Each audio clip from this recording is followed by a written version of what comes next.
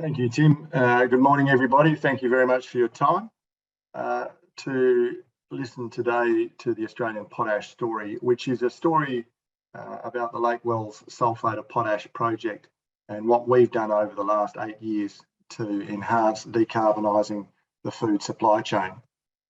Next slide, please. And we can probably skip through that one quite quickly. Just a very high-level overview.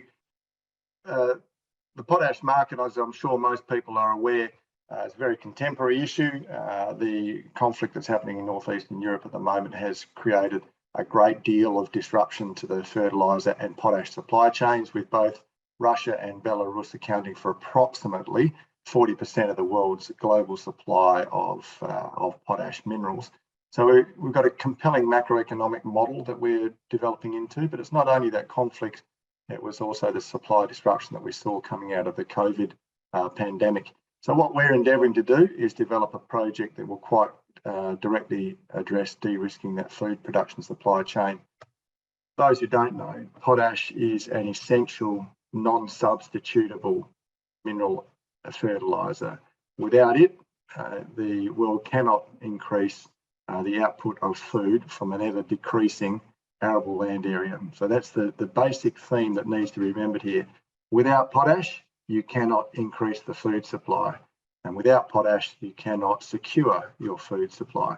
So we're producing into that market. We're also looking at a very strong upward forward demand curve. Very particularly, we have developed the Lake Wells Sulphate of Potash project along very proven, very tangible commitments to ESG principles.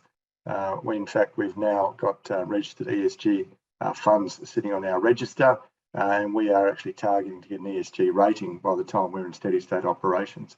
We do believe we present a compelling equity valuation opportunity. That is by virtue of the fact that we think that the retail market is over pricing the development risk on these projects. 90% of our production is under binding banked take or pay off take agreements, and we have about 70% of our debt target credit approved with Australian federal government concessionary debt facilities. We're in Western Australia. We probably don't need to remind many people what Western Australia represents. Next slide, please. On the project specifics itself, this project does carry a best-in-class mineral resource. It's the largest measured JORC compliant resource in Western Australia. It alone is approximately 6 times larger than all of the other measured resources combined, with an 18.1 million tonnes contained SOP. Now or sulphate of potash, I should say, over the 30-year mine life, we estimate we'll deplete about 23% of that resource. So you can see these are very long-lived, multi-generational projects.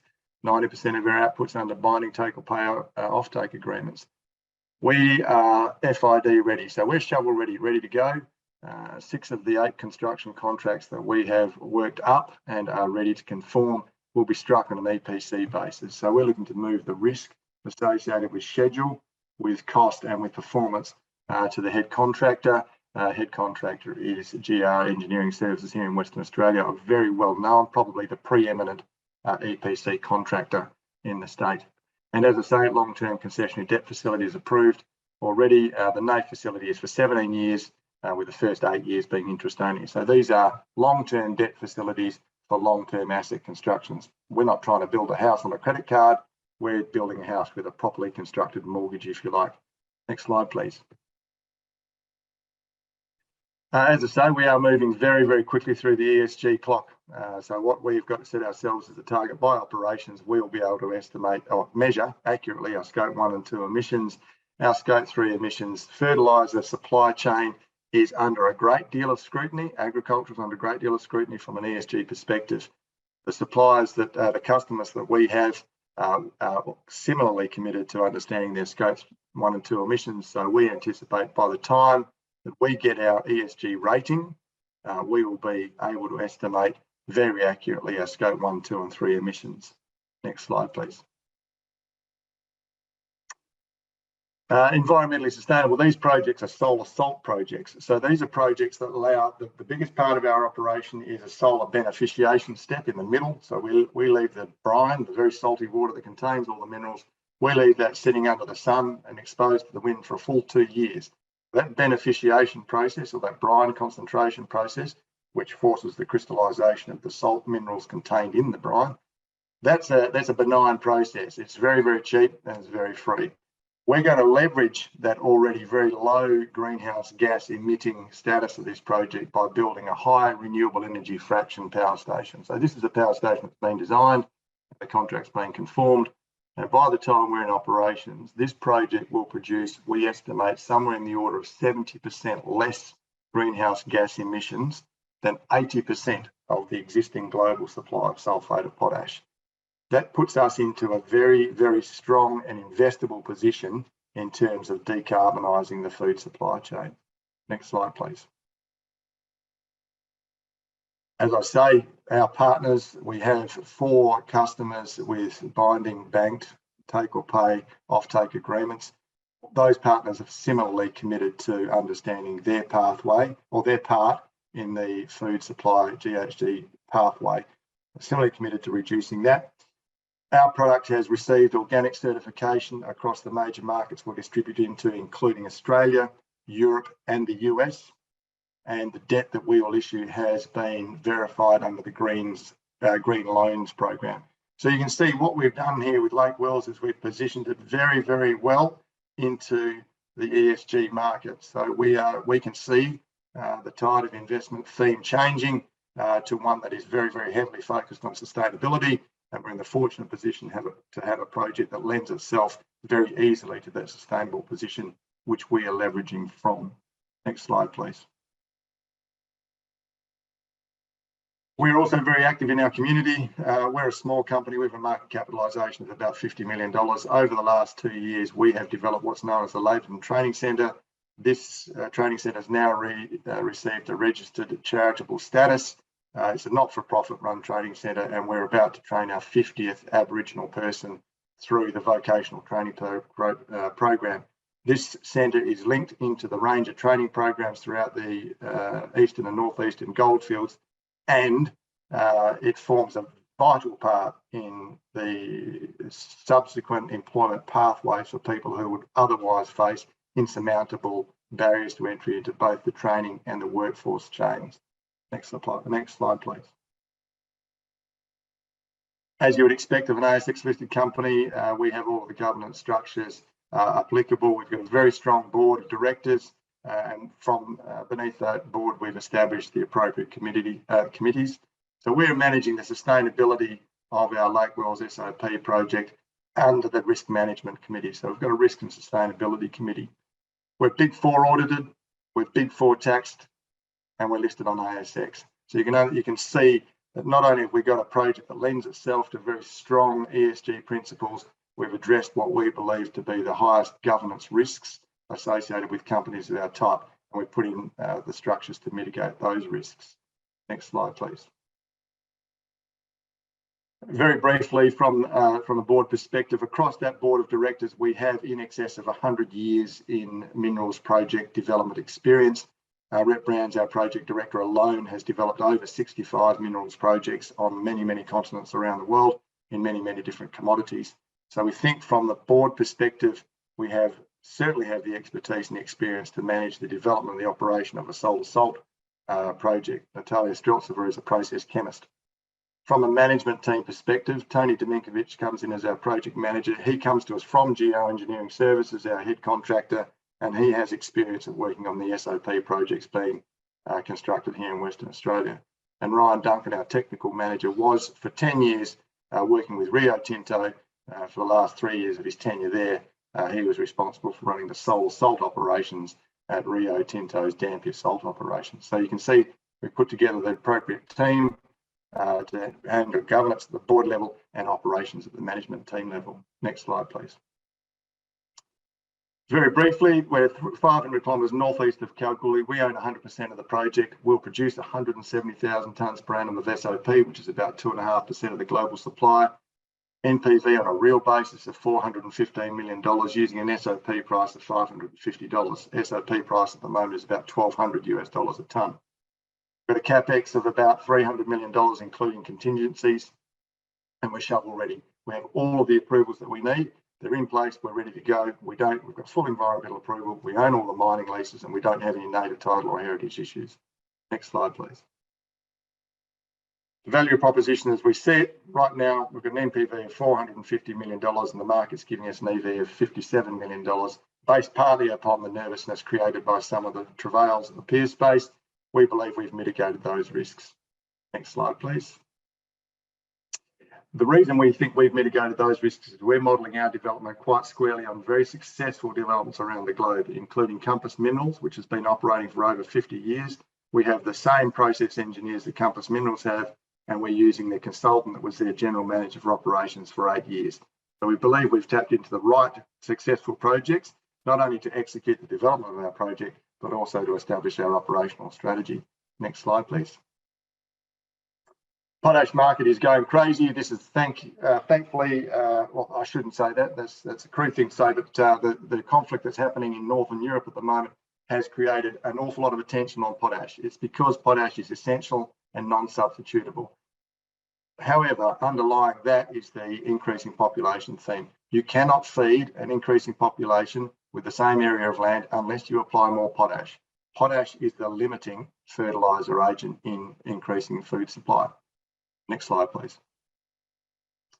And if we can just flick to the next one. So we believe that, in conclusion, that the Blackwell Sulphate of Potash project is a substantial valuation opportunity because there's been a misguided risk weighting. Potash is an essential element, and sulphate of potash is the premium form of that essential element. We're in a very good place in WA, and we're positioned to be a global leader in SOP production. We have got the premier SOP project amongst the crop here in Western Australia, and we're shovel ready, and we're supported by very long-term, very secure federal government debt. Thanks very much, Tim. Thanks, Matt. Thanks for your time. You'd be pleased to know that we had a potash article on Share Cafe, which was the #1 article last year, which surprised all of us. So there's obviously a lot of investor interest in this space. Now, on your register, you've got Mark Creasy, who's obviously a well-known mining entrepreneur. How did he come on board? Mark has got ground, well, Mark's got ground everywhere, as we all know, but some of the ground that Mark's got is out our way. And I've started speaking to Mark in about 2014. Some of the ground that he had allowed us to expand the scale of our project. So we did a transaction that brought him on as our largest shareholder. And Mark's been very supportive of Australian potash ever since that, and continues to be so. Yeah, I must note that Kerry Stokes is out there, I believe, too, in the potash space in Western Australia. Now, when you say you're shovel ready, and there's 2 questions here on that, when will production commence? So it's from final investment decision or from the commencement of execution. It's 27 months until we produce potash. And so we're targeting a 36-month time frame to get into steady state operations. So we're targeting the end of 2024. And within the sector, and you did touch on this, there's been a couple of casualties, more from a technology perspective. Can you talk more about your tech partner and your testing of your technology in terms of process? Yeah, sure. I suppose a couple of things about that. These projects do work, and there are many, many examples of them working successfully around the world. There are many examples of them working successfully using the technology that the 2 peer companies are using. What we didn't see with either of those companies was the appropriate management framework around the execution strategy. The partners that we're using, however, from a technology perspective, we use a firm named NovaPro as our process engineers. They're based in Canada, and they do lots of consulting work around the salt space and the SOP space, including 2 Compass Minerals. And we're also consulting with a fellow by the name of Corey Milne, who ran Compass Minerals Ogden operation for 8 years. These are operations that need to have very highly qualified, skilled professional chemists operating them. These aren't your average gold mine with a bunch of millies running around operating a site. These are very, very sophisticated operations, and you need to have top flight people running them. That's why we've had to go overseas for that expertise. And obviously the Western Australian government has kind of some faith in the industry because they've just recently announced a 5% royalty on local potash producers. How do you feel about this? Oh, look, there's a conversation that we've been having for some time. There's no doubt everybody would like a cheaper royalty. There is a point, however, where the government needs to manage their budgets and apportion funding appropriately. I think that conversation is still ongoing. They have shown a willingness to support the early startup stage of these operations, which is very encouraging. And we're looking forward to that being extended to the balance of the industry. And you mentioned that the SOP price. How is this priced? It doesn't seem to be that transparent from a commodity perspective.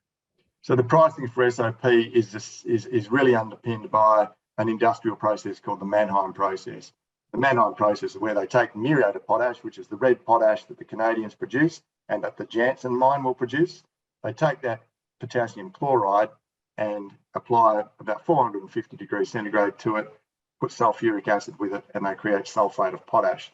Now, that is the marginal cost producer in the industry. That process costs about $150 to $200 a tonne, depending on the cost of your inputs. So therefore, SOP generally trades between $200 to $250 a tonne more than SOP. That's the underpinning for the pricing mechanism for SOP when you ignore the supply-demand metrics that we're seeing at the moment. And Matt, just finally, you touched on the strong ESG principles of your potash process, and you mentioned a rating. So, how do you get to that next stage in terms of having an ESG rating? Well, to get an ESG rating there, it partly is driven by market capitalisation. So there's some work to do there, quite clearly. But the other thing that you need to do is you need to ensure that you've established principles that are consistent with global ESG principles, and you've put them into the public market and they are visible and assessed as being appropriate. So we're in conversations with those ratings agencies, and the point behind it, the drive behind it, is to make it easier for funds with ESG mandates and investors with ESG mandates to see an opportunity and not have to go through a complex audit process in order to make an investment. That's where we see an ESG rating having some value to a company like ours.